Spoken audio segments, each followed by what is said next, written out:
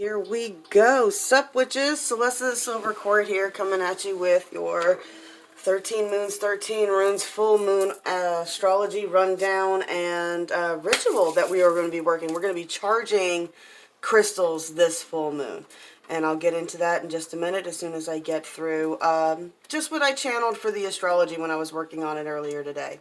So the full moon is in Gemini, which is the Lover's card, which is all about romance and attraction right now.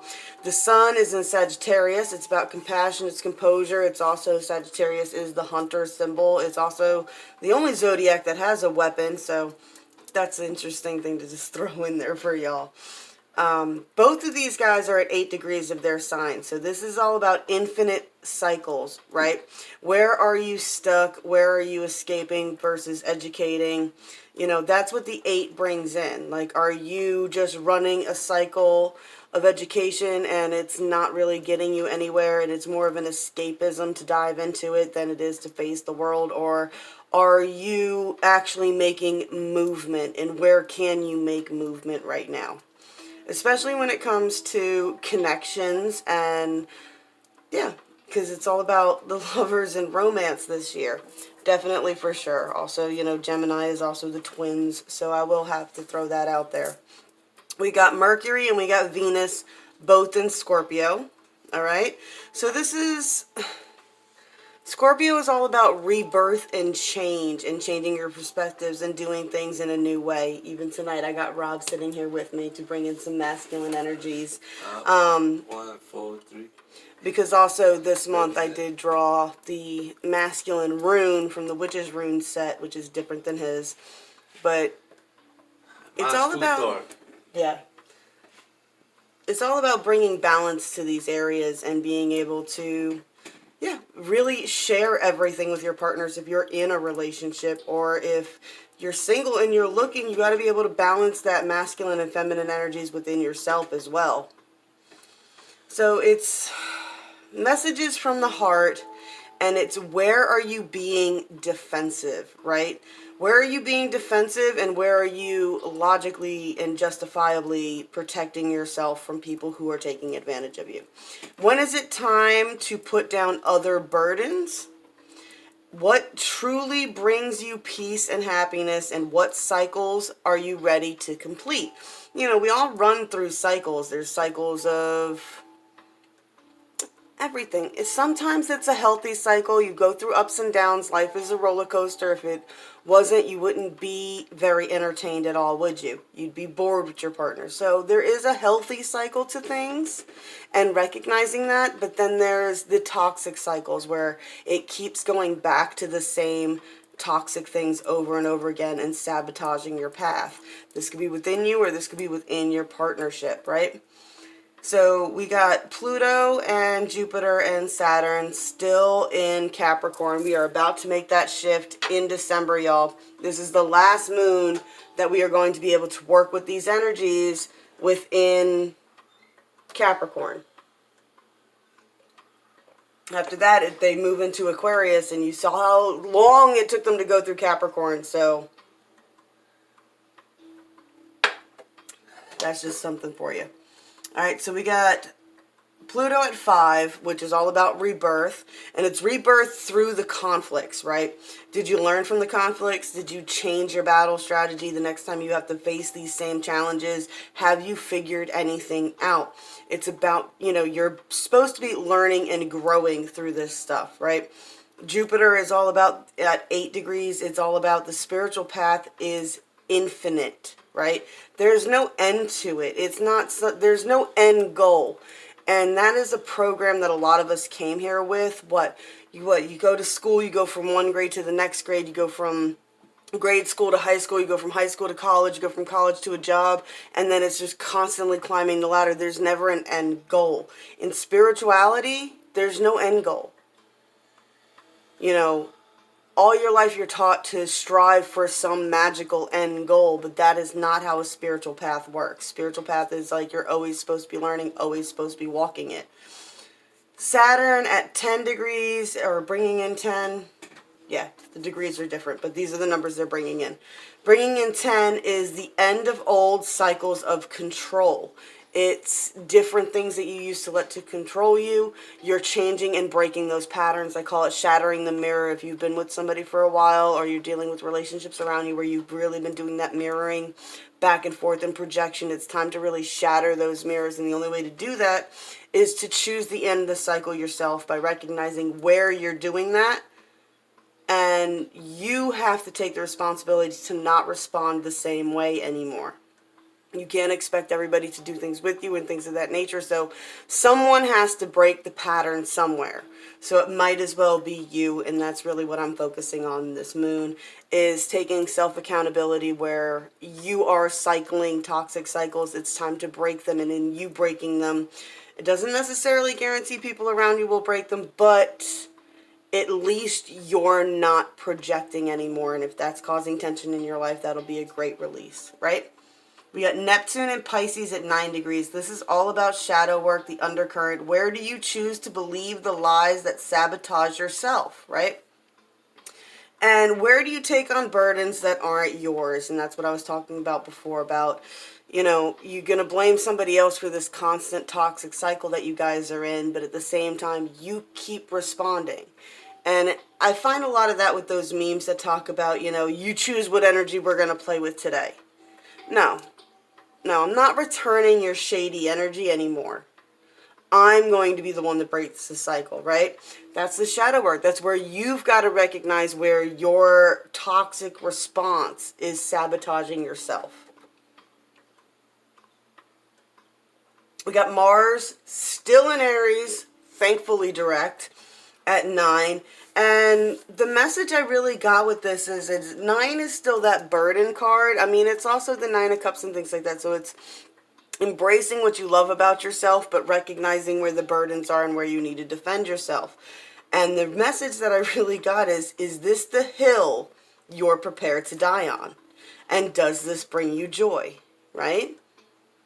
Any argument you go into, is it worth it in the end to have that argument? Is it worth what you will lose? I've been talking to a lot of people that are, you know, we're all having issues in different areas, and connections have been really strained, and there's people who've been cut off from family members that they love, and all this chaos that's going on, and it's over petty arguments. And it's like, really, before you go into battle fighting for a belief, think about the cost of your victory. The 5 comes out a lot, and I think of the 5 of Swords, and it's definitely always a conflict card. 5 of Wands, conflict card. 5 of Cups, dealing about, you know, worrying about spilt cups instead of the 2 of Cup connection. Pentacles is worry and money. You know, that is the energy that I'm really getting in it, because if you decide that you want to go into certain battles, and even if you win, you still lose, you will go back from 9 to 5. You will lose the 9 of Cups and the 9 of, you know, Pentacles. That's how it works. Okay, so we also have... Oh, I'm losing it. You got it, baby. You're doing a great job. Oh, yeah. Uranus. Uranus had me stumped there for a second. And I should know this stuff by now.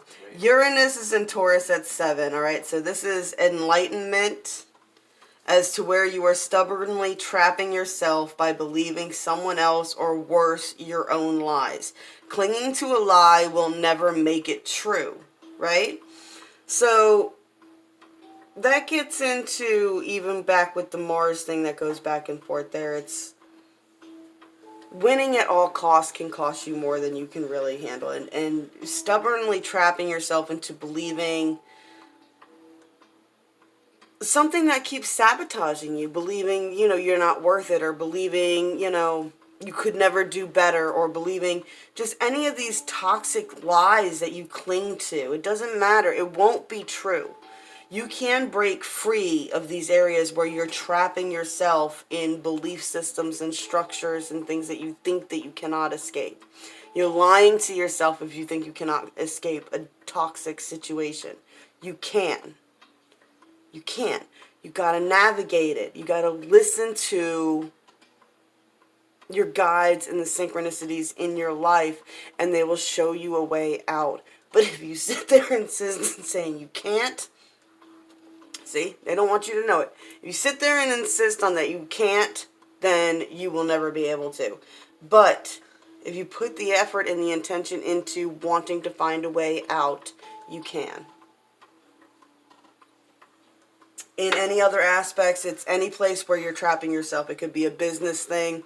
There's no way I can do it with what's going on in this world. There's no way I can do it for whatever reason. That is a lie you're telling yourself. You can. And the ritual that I designed tonight is all about charging the crystals, drawing down the moon, and calling on spirit guides to help you.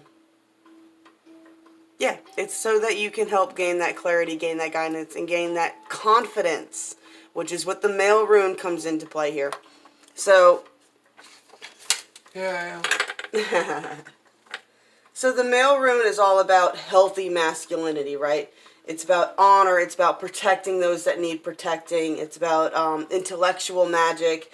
You know, a lot of the masculine energies use like geometric shapes, things of that nature. They're more scientific in nature in a lot of aspects here. So I'm just going to set up my little table here. Now, the male rune that I have here, in the set that we had here, that if anybody did the 13 Moons, 13 Runes a few years ago, has this set. The green jasper that's in it, that uses for that sign, that is all about, it aids in coping with delusions and entity attachments. So like if you have an entity attached to you that you don't want attached to you anymore, green jasper would be the crystal that you want to go with. For tonight, I'm going to just be using clear quartz. It's the easiest crystal to manipulate. You could charge it pretty much with any kind of focus that you want.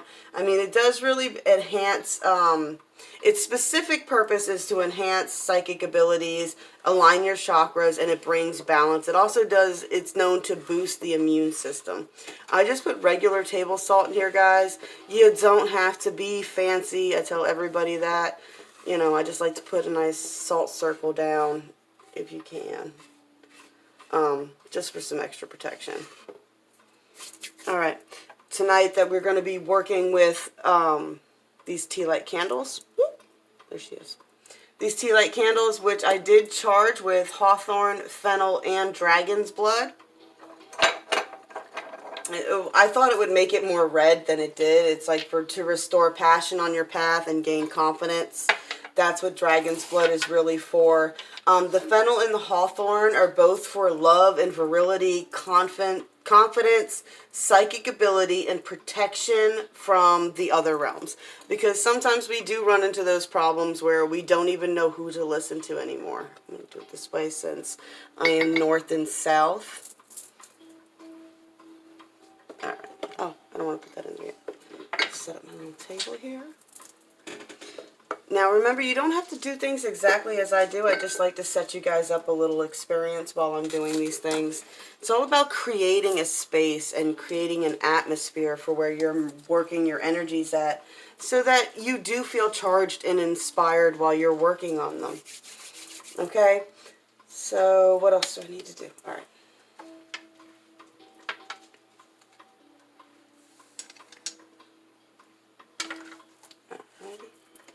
Take a bit. I don't need that. Thank you. My lovely assistant over here. So I'm using a regular charcoal tab here. I'm going to go ahead and light this up. I don't know if you guys can see it. It's cool if I can get it to light up in the camera.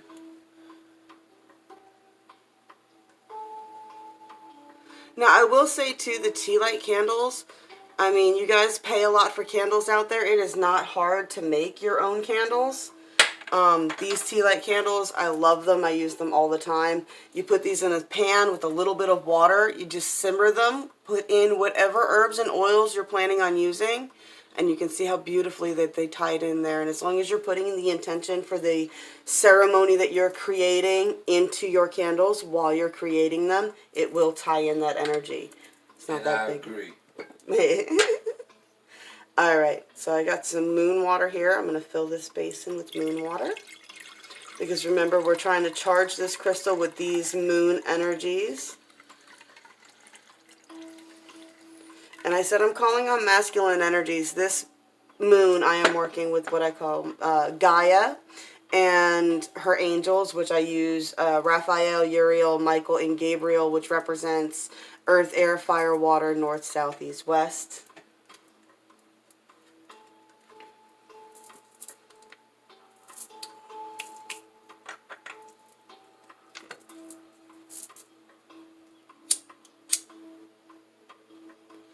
I do find that a lot of times that people end up putting, in the strive for the balance for femininity, you end up putting down the masculine sometimes, and it does feel that way because you do feel oppressed. So really this moon is calling for bringing in that balance of the twin energies of the masculine and the feminine. And when I talk about twin energies, I really do mean this is something that is inside you that you need to balance. And if you're in a relationship, you both need to balance it in order to balance each other out.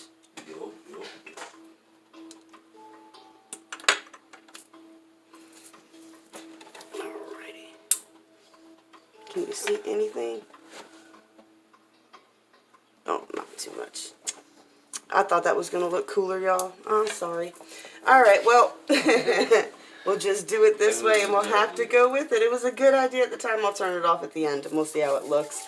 And that's how we'll close out. Alright, so I've got my table set up here perfect. I'm going to go ahead and set up my oils here. So I got the dragon's blood here, not too hard. I got the resin in chunks. I grind them up in my mortar and pestle.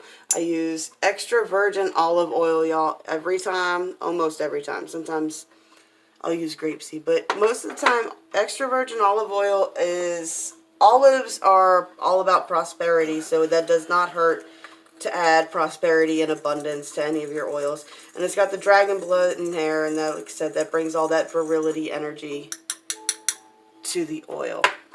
And then in this one, I got the hawthorn and the fennel seeds, which I will now put some of those on the charcoal tab.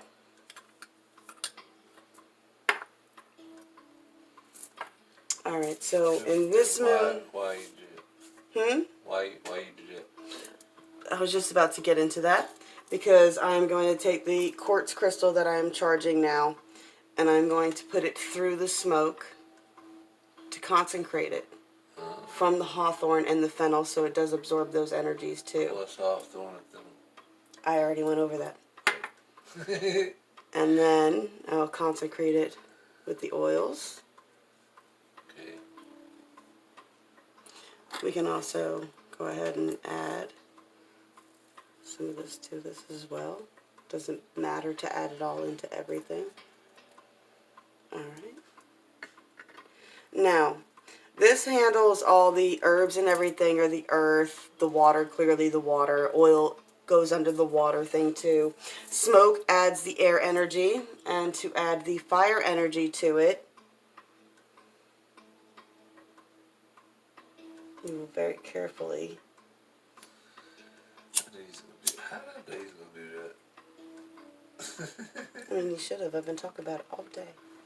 Alright. You didn't tell me that though. I just figured it out. I love it when I do the big bowl.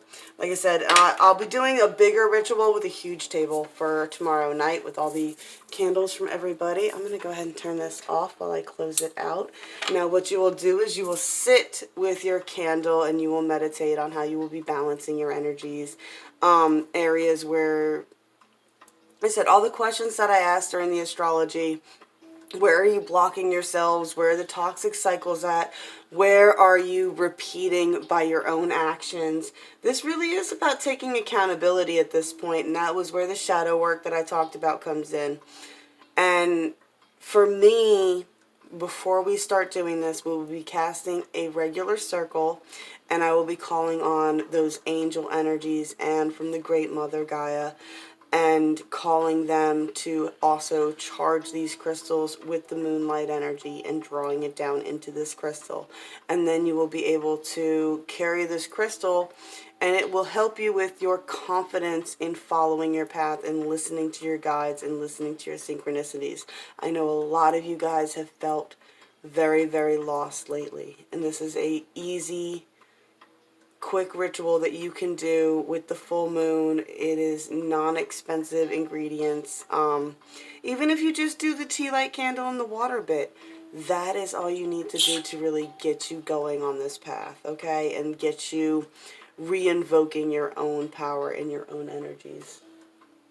And you have anything you want to add, baby, before we go? No, I'm good. Are you good? I mean, This is his first time actually watching me do something like this, so. You did a very good job. All right, y'all. Yeah. Blessed be all those who walk these weird and windy paths with us. We love you. Shout out to the 143. As always, like, share, subscribe. 143. Spank my bell if you like these. And we will be back next month with another ritual. All right. We love y'all.